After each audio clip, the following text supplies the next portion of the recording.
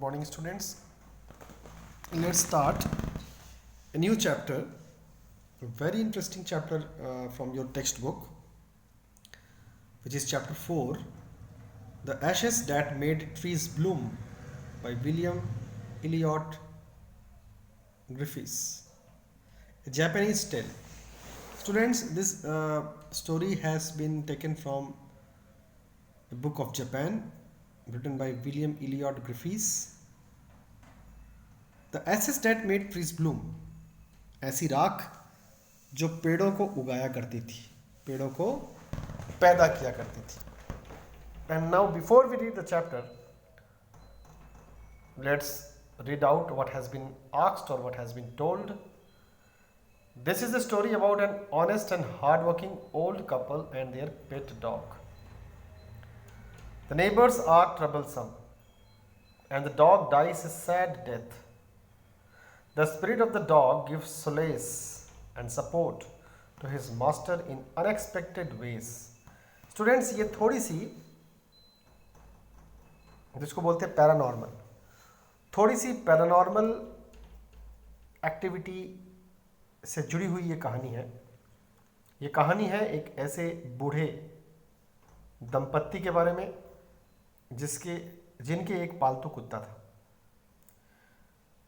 उनके पड़ोस के जो लोग थे वो थोड़े से परेशान करने वाले थे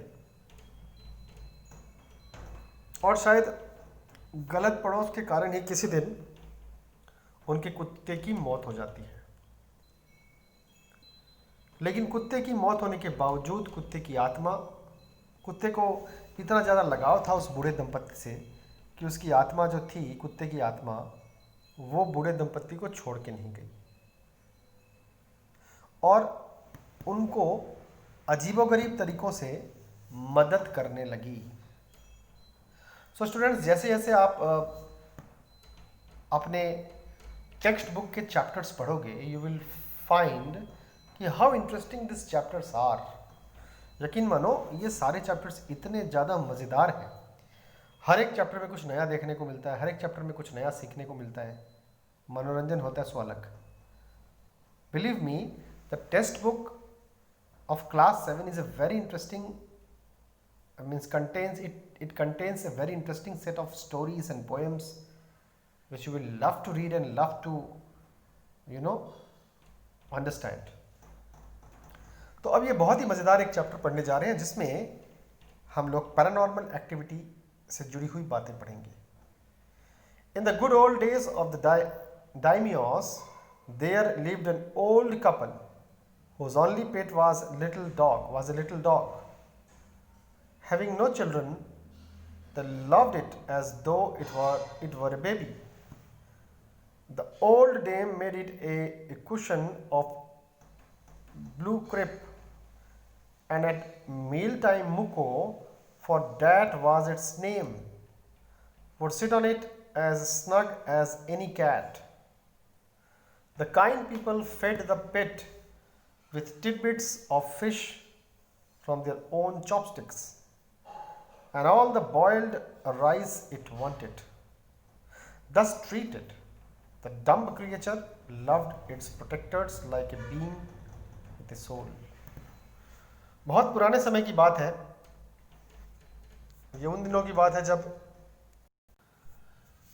तो दाइमियोस के समय की बात है. दाइमियोस मतलब 19वीं शताब्दी के जमींदार. जापान में जो 19वीं शताब्दी के जमींदार थे उन्हें जापानी भाषा में दाइमियोस कहा जाता था. ये घटना लगभग 100-150 साल पुरानी है, दाइमियोस के ज़माने की. तब वहाँ पर एक बूढ़ा दंपत्ति रहा करता था, यानी पति पत्नी रहा करते थे. उनका एकमात्र सहारा उनका एक पालतू कुत्ता था.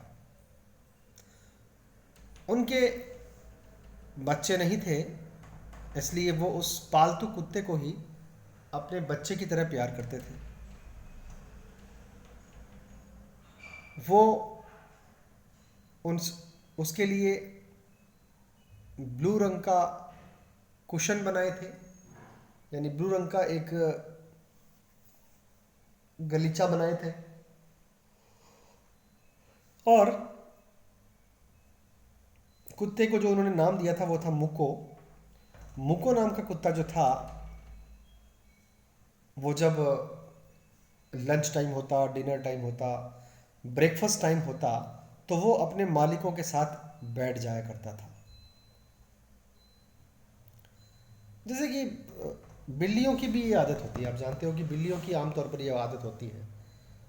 अगर आप किसी ने अगर कभी बिल्ली पाली हो तो उसे पता होगा कि बिल्ली पालने पर बिल्ली हमारे साथ बैठ जाती है और हम अपने खाने का कुछ ना कुछ हिस्सा उसे देते हैं और वो खाती भी है। तो मालिकों के साथ अक्सर बैठने की, मीन्स थोड़ी दूर में बैठने की आदत बिल्लियों की आमतौर पर होती है। यहाँ पर इस कुत्ते मूको की भी ये आदत थी। कहने का मतलब इतना प्यार, ये एक्चुअली प्यार मोहब्बत की बात है।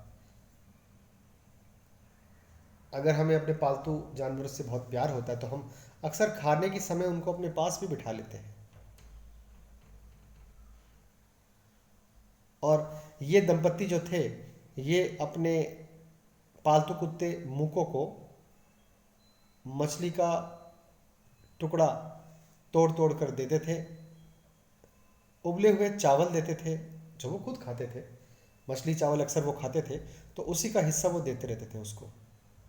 और इस तरह से ये कुत्ता जो था, गूंगा कुत्ता, ऑब्वियसली जानवर बोल नहीं सकते, ये गूंगा कुत्ता अपने मालिकों को बेइंतहा प्यार किया करता था, बहुत ज़्यादा प्यार किया करता था। The old man being a rice farmer went daily with hoe or spade into the fields, working hard from morning till Tento Sama, as the sun is called, had gone down behind the hills. Every day the dog followed him to work, never once harming the white heron that walked in the footsteps of the old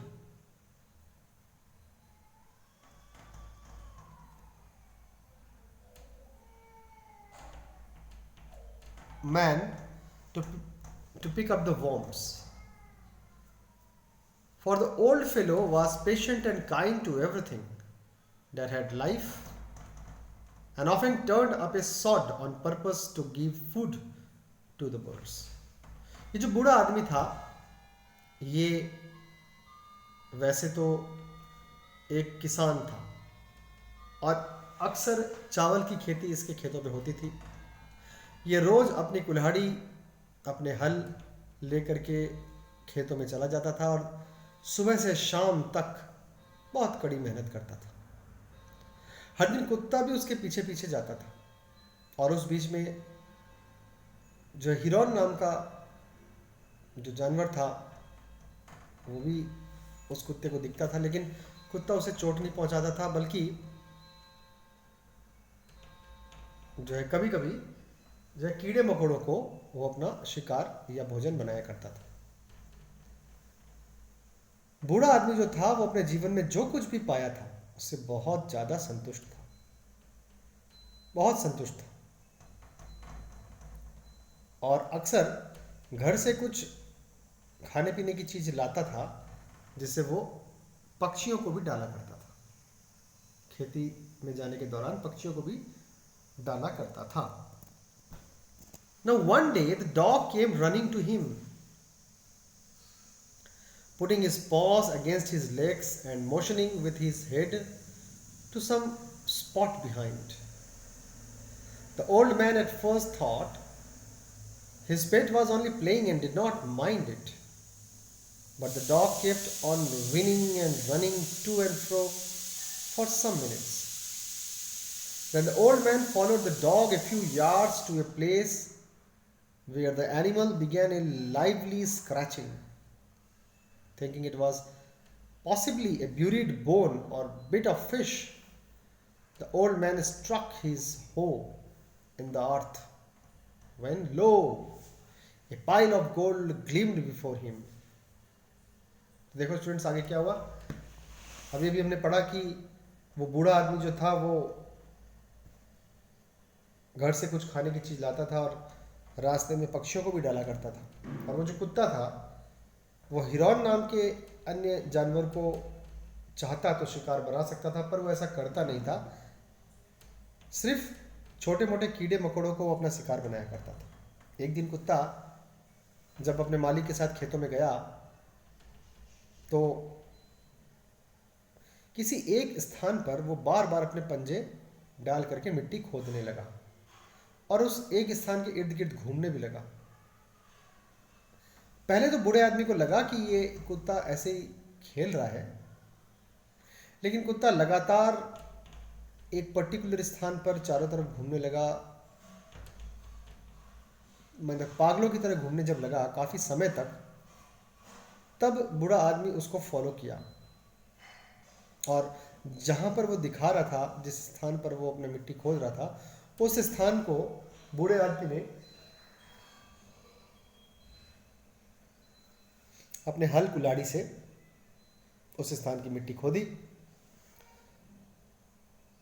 उस बूढ़े आदमी को ऐसा लगा था कि हो सकता है यहाँ कोई हड्डी दबी पड़ी हो या कोई मछली का कोई कंकाल हो, लेकिन नहीं। मिट्टी खोदने के बाद उसने पाया कि वहां पर तो एक घड़ा सोने का भरा हुआ है। Thus, in an hour, the old couple were made rich. The good souls bought a piece of land, made a feast for their friends, and gave plentiful to their poor neighbors. As for the dog, they petted him till they nearly smothered him with kindness. तो बूढ़े दंपत्ति रातों रात 1 घंटे के अंदर अमीर बन गए। वो दोनों ही बहुत अच्छे लोग थे, वो जो दोनों अच्छी आत्माएं थी, यानी कि वो बूढ़े दंपत्ति जो अच्छे लोग थे, 1 घंटे के अंदर ही जब उन्होंने उस सोने से भरे घड़े के द्वारा जब वो अमीर बन गए, तो वो लोग उसका सदुपयोग ही किए। सबसे पहले उन्होंने एक छोटी सी ज़मीन खरीदी, एक दावत दी, उसमें अपने सारे दोस्तों को बुलाया और उन्हें खूब खिलाया, और आपने अपने आस पड़ोस के लोगों को भी काफ़ी सारा धन दिया। उन्होंने आस पड़ोस के ऐसे लोगों को उन्होंने धन दिया जो काफ़ी गरीब थे। जहाँ तक कुत्ते का सवाल है, उन्होंने कुत्ते की पीठ बहुत थपथपाई और उसके ऊपर बहुत ज्ञान लुटाया। Now, in the same village, there lived a wicked old man and his wife, not a bit sensitive and kind, who had always kicked and scolded all dogs whenever any passed their house. Hearing of their neighbor's good luck, they coaxed the dog into their garden and set before him bits of fish and other dainties.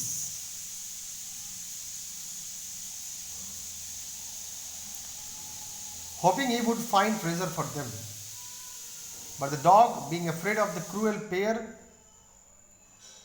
would neither eat nor move.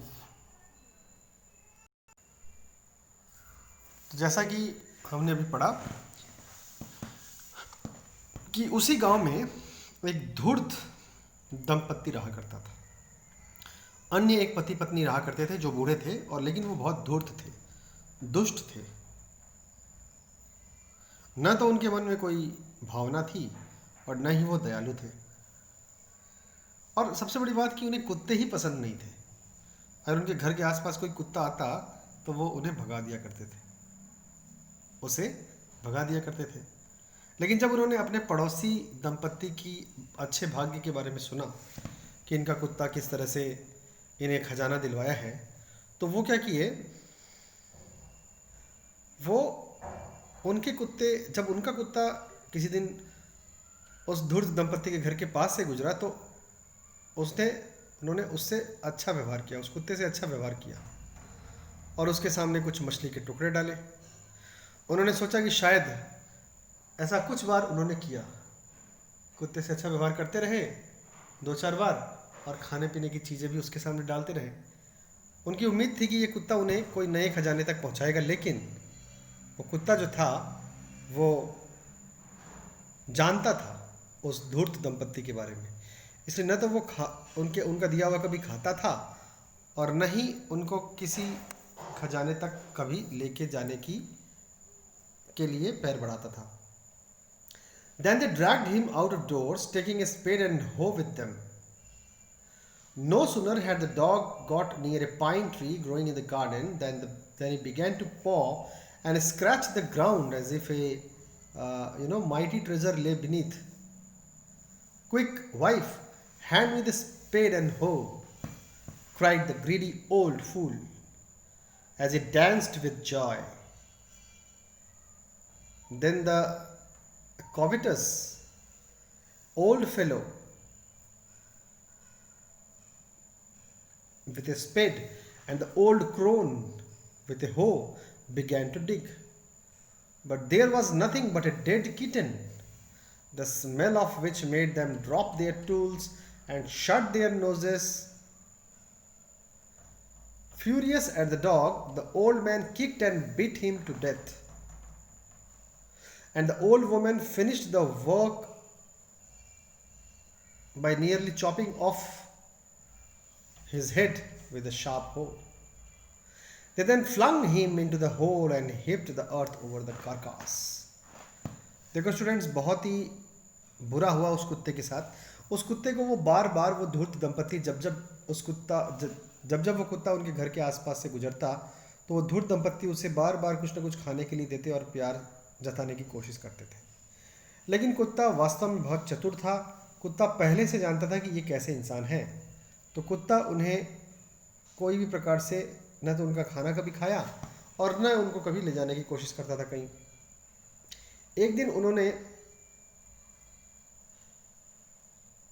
जो है उस कुत्ते को धक्के मार के कहीं निकालना चाहा, तो उस कुत्ते ने शायद उन्हें सबक सिखाने के लिए ही सही, वो कुत्ता जो है एक दिशा की तरफ जाने लगा, एक पाइन ट्री की तरफ वो जाने लगा। पाइन ट्री की तरफ जो कि किसी बगीचे में उगा हुआ था।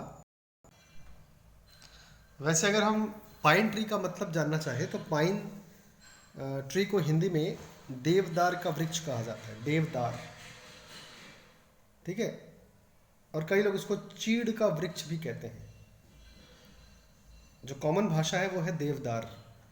तो वो कुत्ता एक देवदार पेड़ के पास गया, पाइन ट्री के पास या चीड़ के पेड़ के पास गया जो किसी गार्डन में उगा हुआ था, और वहाँ जाकर के अपने पंजे से मिट्टी खोदने लगा, कुछ इस तरह से जैसे कि वो बतलाना चाह रहा हो कि यहाँ खजाना है।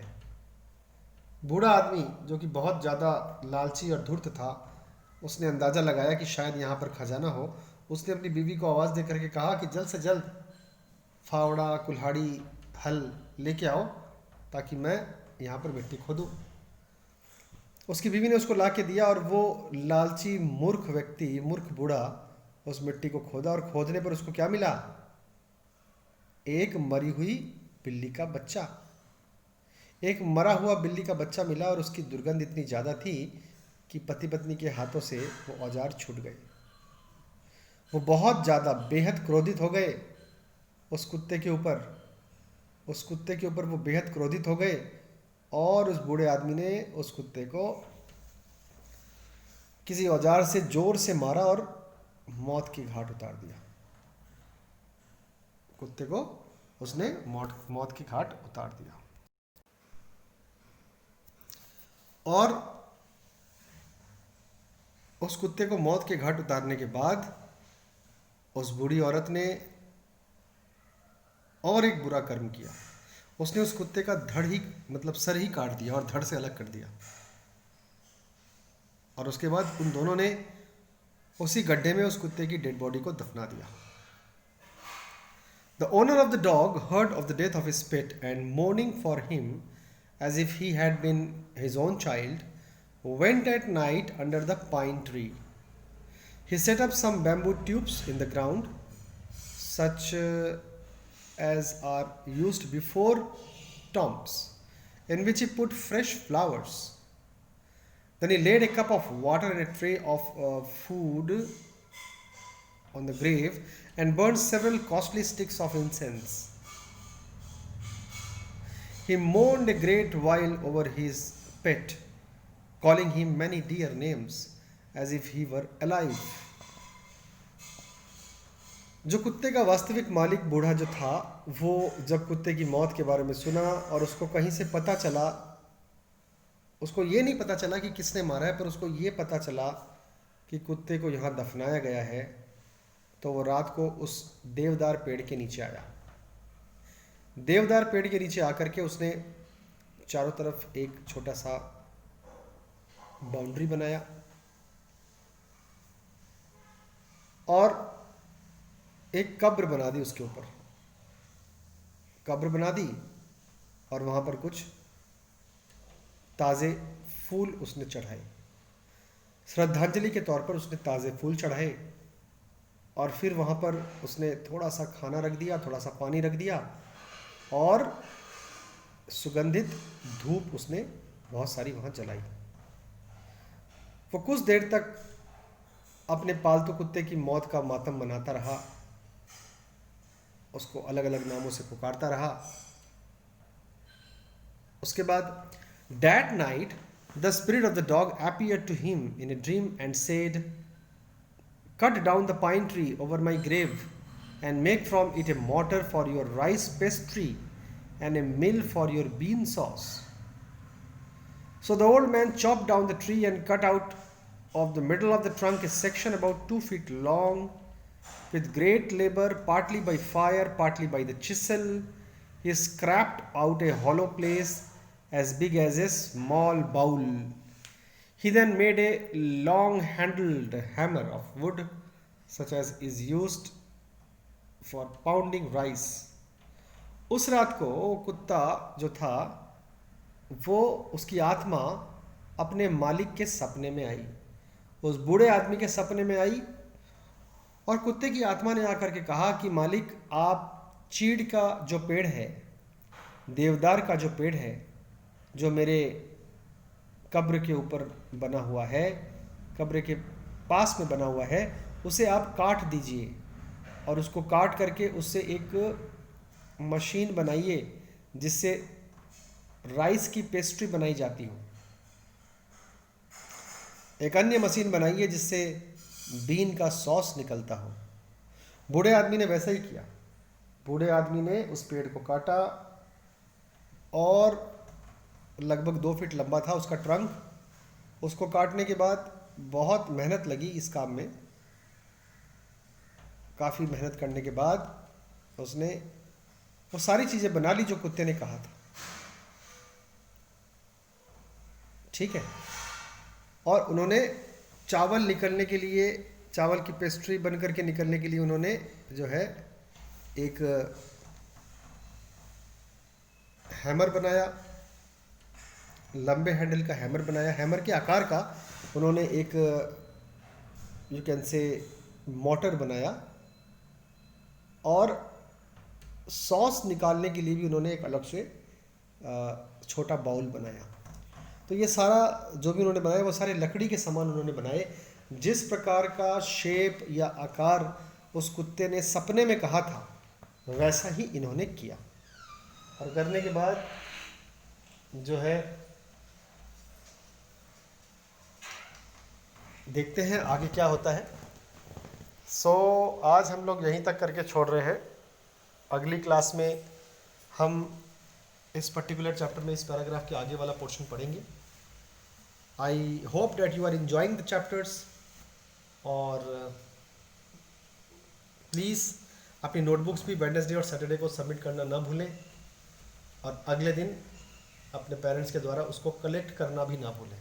So students, be regular for submitting your notebooks. Okay, that's all for today. I hope you have been enjoying the chapter. Okay, thank you very much. Stay home, stay safe. Goodbye for today.